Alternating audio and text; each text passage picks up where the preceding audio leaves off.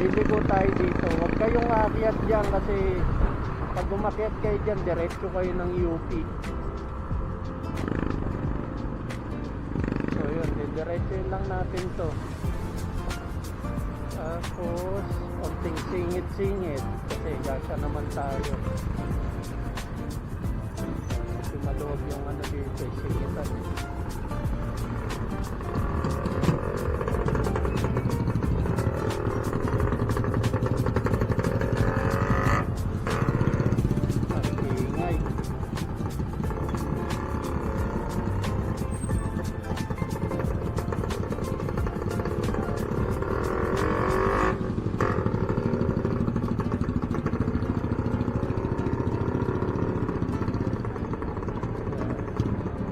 Yan, pag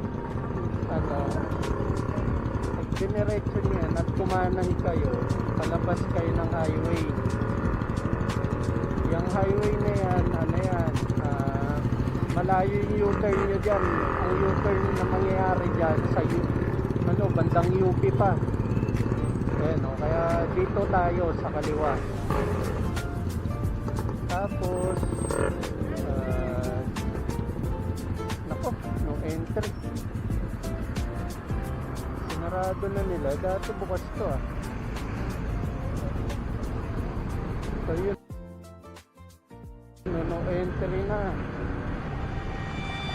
Ako, palpak ang ating ang ating mahiwagang technique.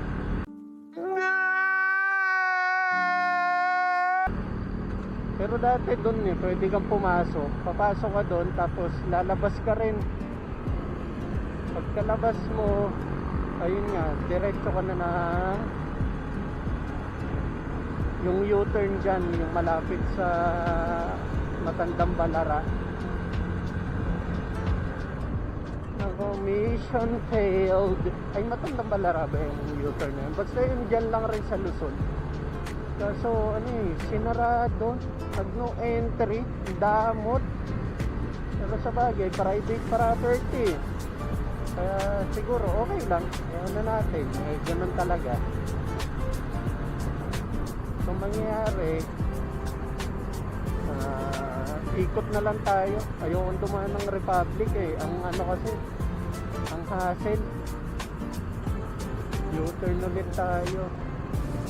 Wak wak wak. Malas minsan na nga lang tayo mag-tutorial ng daan, palpak pa. Ang galing! Ang galing!